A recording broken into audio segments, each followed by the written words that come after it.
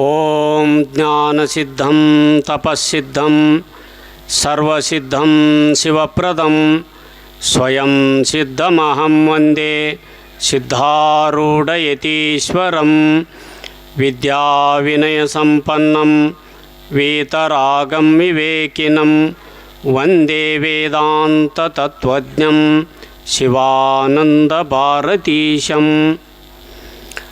ಅದ್ವೈತ ಸಾರ್ವಭೌಮ ಸುಜ್ಞಾನ ಚಕ್ರವರ್ತಿ ಜಗದ್ವಂದ್ಯ ಜಗದ್ಗುರು ಸಿದ್ಧಾರೂಢರ ಜಗದ್ಗುರು ಗುರುನಾಥಾರೂಢರ ಪಾವನ ಚರಣಾರವಿಂದಗಳಲ್ಲಿ ನತಮಸ್ತಕನಾಗಿ ಕ್ಷೇತ್ರದ ಅಧಿಷ್ಠಾತೃ ದೇವತೆಯಾದ ಪವಾಡ ಪುರುಷ ಬೀರಸಿದ್ದೇಶ್ವರರ ಪಾವನ ಚರಣಾರವಿಂದಗಳಿಗೆ ನತಮಸ್ತಕನಾಗಿ ಸುಕ್ಷೇತ್ರ ಬೆಣಚನಮಡಿ ಗ್ರಾಮದಲ್ಲಿ ಶ್ರೀ ಬೀರಸಿದ್ದೇಶ್ವರ ದೇವಸ್ಥಾನದ ಪ್ರಾಂಗಣದಲ್ಲಿ ಹಮ್ಮಿಕೊಳ್ಳಲಾಗಿರುವ 46ನೇ ವರ್ಷದ ವೇದಾಂತ ಪರಿಷತ್ತಿನ ಇಂದಿನ ಬ್ರಹ್ಮಸಭೆಯ ದಿವ್ಯ ಸಾನ್ನಿಧ್ಯ ಸ್ಥಾನದಲ್ಲಿ ವಿರಾಜಮಾನರಾದ ಎನ್ನ ಪರಮಾರಾಧ್ಯ ಸದ್ಗುರು ವಿಶ್ವಕುಟುಂಬಿ ನಿರಾಭಾರಿ ದೇಶಿಕೋತ್ತಮ ಮಾತನಾಡುವ ನಡೆದಾಡುವ ದೇವರೆಂದೇ ಪ್ರಖ್ಯಾತಿಯನ್ನು ಪಡೆದಿರುವ ಶಂಭುಲಿಂಗ ಸ್ವರೂಪಿಗಳಾಗಿರುವ ಜಗದ್ಗುರು ಅಪ್ಪಾಜಿಯವರ ಪಾವನ ಚರಣಾರವಿಂದಗಳಲ್ಲಿ ನತಮಸ್ತಕನಾಗಿ ಪರಮಪೂಜ್ಯ ಶ್ರೋತ್ರಿಯ ಬ್ರಹ್ಮನಿಷ್ಠ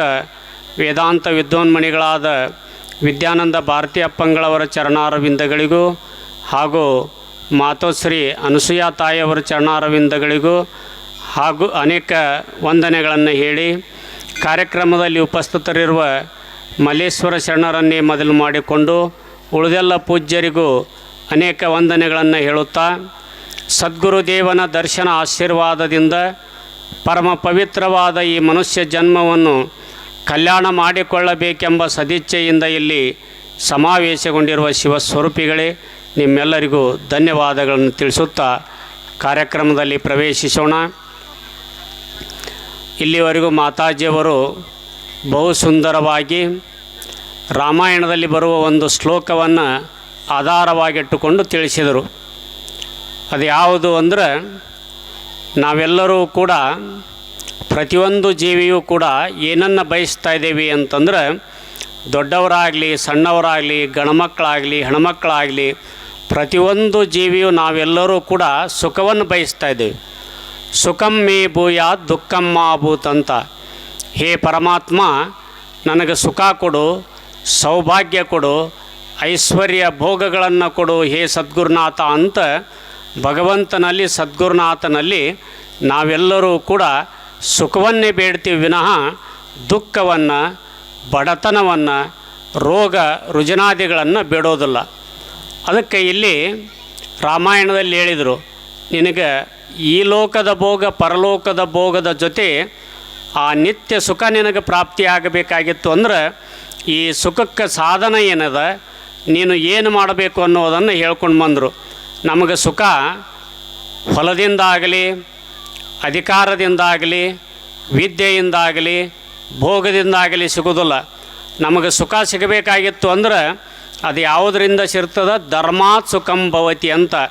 ಸುಖ ಯಾವುದರಿಂದ ಸಿಗ್ತದೆ ಅಂದ್ರೆ ಧರ್ಮದಿಂದಲೇ ನಮಗೇನಾಗ್ತದೆ, ಸುಖ ಪ್ರಾಪ್ತಿ ಆಗ್ತದೆ. ಅದಕ್ಕೆ ಇಲ್ಲಿ ರಾಮಾಯಣದಲ್ಲಿ ಏನು ಹೇಳಿದರು ಅಂತಂದ್ರೆ, ಧರ್ಮಾತ್ ಅರ್ಥ ಪ್ರಭವತೆ, ಧರ್ಮಾತ್ ಪ್ರಭವತೆ ಸುಖಂ, ಧರ್ಮೇಣ ಸರ್ವಂ ಲಭತೆ, ಧರ್ಮ ಸಾರಮಿದಂ ಜಗತ್ ಅಂತ ಹೇಳ್ಕೊಂಡು ಬಂದರು. ಮೊದಲು ಹೇಳಿದರು ಧರ್ಮಾತ್ ಅರ್ಥ ಪ್ರಭವತೆ, ನಾವು ಧರ್ಮದಿಂದ. ಇಲ್ಲಿ ಧರ್ಮ ಅಂದ್ರೆ ಯಾವುದಕ್ಕೆ ಧರ್ಮ ಅಂತ ಕರಿಬೇಕು ಅಂದ್ರೆ, ದುಃಖದಲ್ಲಿ ಕಷ್ಟದಲ್ಲಿ ತೊಂದರೆಯಲ್ಲಿ ಬಿದ್ದವರನ್ನು ಎಬ್ಬಿಸುವುದೇ ಶುದ್ಧ ಮಾನವ ಧರ್ಮ ಅಂತ ಹೇಳ್ಕೊಂಡು ಬರ್ತಾರೆ. ಮತ್ತು ಇನ್ನೊಂದು ಧರ್ಮದ ಲಕ್ಷಣ ಏನು ಹೇಳಿದರು ಅಂದ್ರೆ, ಯಥೋ ಅಭ್ಯುದಯ ನಿಶ್ರೇಯಸ ಸಿದ್ಧಿ ಸಧರ್ಮ ಅಂತ. ಯಾವುದಕ್ಕೆ ಧರ್ಮ ಅಂತ ಕರಿಬೇಕು ಅಂದ್ರೆ, ಯಾವುದರ ಆಚರಣೆ ಮಾಡುವುದರಿಂದ ನಮಗೆ ಯಾವ ಅಭ್ಯುದಯ ಧರ್ಮ, ಅಭ್ಯುದಯ ಅಂತಂದ್ರೆ ಸತಿ ಪುತ್ರ ಸಂತಾನ ಹೊಲ ಮನೆ ಐಶ್ವರ್ಯ ಅಧಿಕಾರ ಭೋಗ ಭಾಗ್ಯ ಏನು ಪ್ರಾಪ್ತಿಯಾಗ್ತವಲ್ಲ, ಇದು ಅಭ್ಯುದಯ ಧರ್ಮ.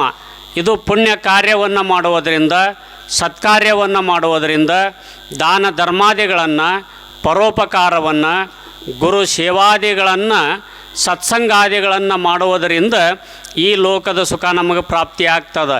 ಅದಕ್ಕೆ ಧರ್ಮಾತ್ ಅರ್ಥಪ್ರಭವತೆ, ಧರ್ಮಾತ್ ಪ್ರಭವತೆ ಸುಖಂ. ಇನ್ನು ಧರ್ಮದಿಂದ ನಮಗೇನು ಸಿಗ್ತದೆ ಅಂತಂದ್ರೆ ಸುಖ ಪ್ರಾಪ್ತಿಯಾಗ್ತದೆ. ಧರ್ಮೇಣ ಸರ್ವಂ ಲಭತೆ, ಧರ್ಮದಿಂದ ನಾವೇನು ಬಯಸ್ತೇವಲ್ಲ ಅದೆಲ್ಲವೂ ಕೂಡ ಧರ್ಮ ಕಾರ್ಯವನ್ನು ಮಾಡೋದರಿಂದ ಪ್ರಾಪ್ತಿಯಾಗ್ತದೆ. ಧರ್ಮ ಕಾರ್ಯ ಅಂತಂದ್ರೆ ಶರೀರದಿಂದ, ವಾಣಿಯಿಂದ, ಮನಸ್ಸಿನಿಂದ, ತ್ರಿಕರಣಗಳಿಂದ ನಾವೇನು ಮಾಡಬೇಕು ಅಂದ್ರೆ ಪುಣ್ಯ ಕಾರ್ಯವನ್ನೇ ಮಾಡಬೇಕು, ಸತ್ಕರ್ಮವನ್ನು ಮಾಡಬೇಕು. ತನು ಪವಿತ್ರಕರೇ ಸದ್ಗುರು ಸೇವಾಸೆ. ಹಿಂದಿಯಲ್ಲಿ ಒಬ್ಬ ಕವಿ ಹೇಳಿದ, ಈ ಶರೀರದ ಒಂದು ಪುಣ್ಯವನ್ನು ಮಾಡಬೇಕಾದ್ರೆ ಏನು ಮಾಡಬೇಕು? ಗುರು ಸೇವಾದಿಗಳನ್ನು ಮಾಡಬೇಕು. ನೀವೆಲ್ಲ ಮನೆಯಿಂದ ಇಲ್ಲಿವರೆಗೆ ಜಗದ್ಗುರು ಅಪ್ಪಾಜಿಯವರ ಸನ್ನಿಧಾನದಲ್ಲಿ ಕುಂತ್ಕೊಂಡು ಶಾಸ್ತ್ರ ಕೇಳಾಕತ್ತಿದ್ರಲ್ಲ, ಇದು ಶರೀರದಿಂದ ಪುಣ್ಯ ಬಂತು. ಆಮೇಲೆ ವಾಣಿಯಿಂದ ಪುಣ್ಯ. ನೋಡು, ಅಜ್ಜ ಇಷ್ಟು ವಯಸ್ಸಾದರೂ ಜಗದ್ಗುರು ಅಪ್ಪಾಜಿಯವರ ಒಂದು ಕವನವನ್ನು ರಚನೆ ಮಾಡಿ ಪ್ರಸ್ತುತಪಡಿಸಿದ.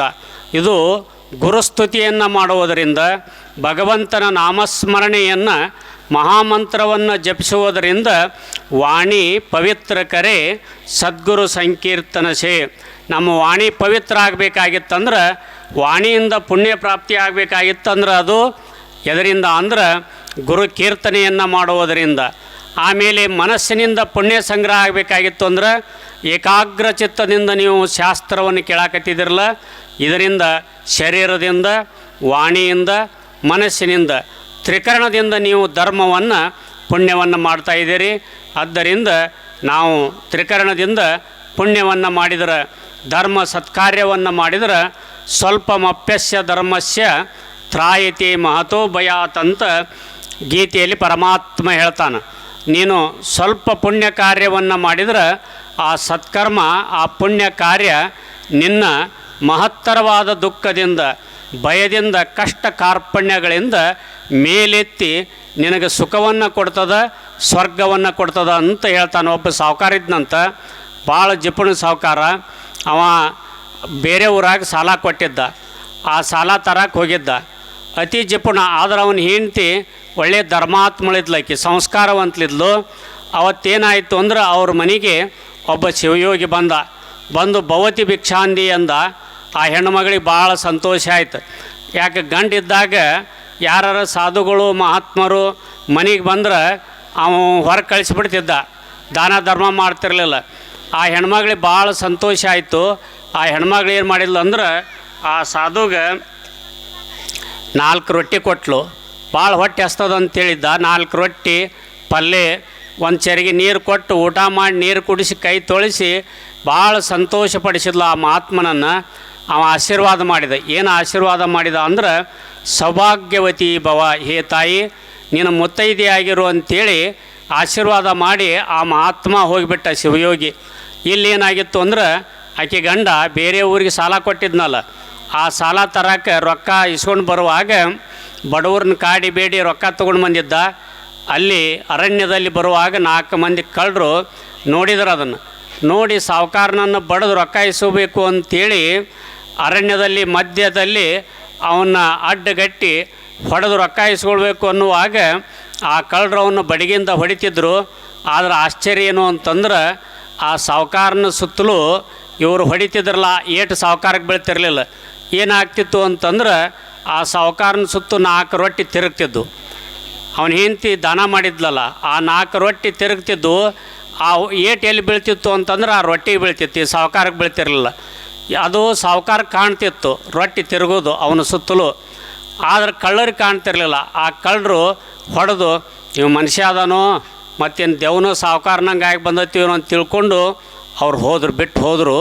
ಸಾಹುಕಾರ ಮನೆಗೆ ಬಂದು ಹೆಂಡ್ತಿಗೆ ಹೇಳಿದ, ಇವತ್ತು ನನ್ನ ಜೀವನದಲ್ಲಿ ಒಂದು ಆಶ್ಚರ್ಯ ಕಂಡೆ ನಾನು.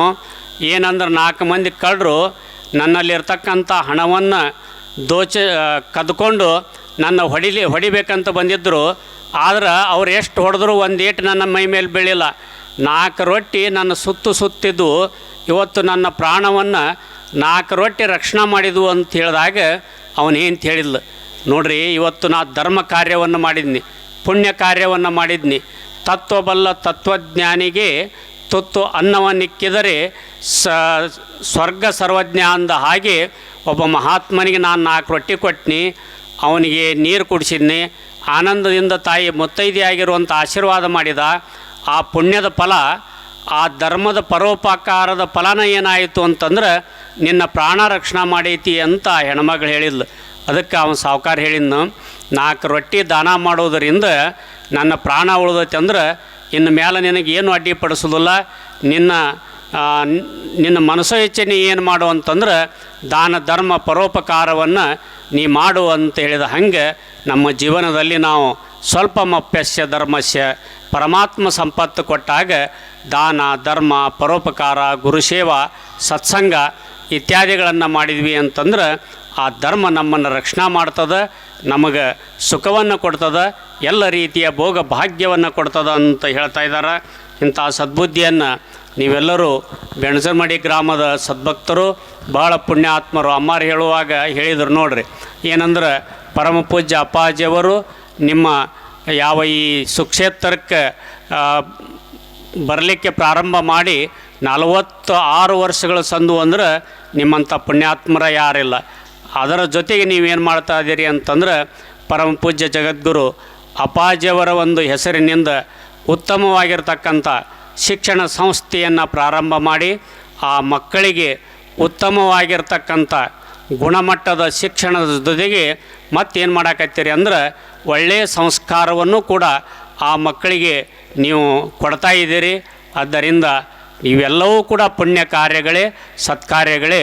ನಿಮ್ಮೆಲ್ಲರೂ ಕೂಡ ಜಗದ್ಗುರು ಸಿದ್ಧಾರೂಢರ ಸ್ವರೂಪರಾದ ಅಪ್ಪಾಜಿಯವರು ಈ ಏಲೋಕದ ಭೋಗ ಭಾಗ್ಯ ಸಿರಿ ಸಂಪದಾದಿಗಳ ಜೊತೆ ನಿತ್ಯ ಸುಖವನ್ನು ಕೊಟ್ಟು ಕಾಪಾಡಲಿ ಅಂತ ಆ ಸದ್ಗುರುದೇವನ ಚರಣದಲ್ಲಿ ಪ್ರಾರ್ಥಿಸುತ್ತಾ ನನ್ನ ವಾಕ್ಯವನ್ನು ಸದ್ಗುರುನಾಥನ ಚರಣದಲ್ಲಿ ಸಮರ್ಪಿಸುತ್ತೇನೆ. ಬಹು ಸುಂದರವಾಗಿ ತಮ್ಮ ಪ್ರವಚನ ಸುದೆಯನ್ನು ನೀಡಿದ ಸಂಪೂಜ್ಯರಲ್ಲಿ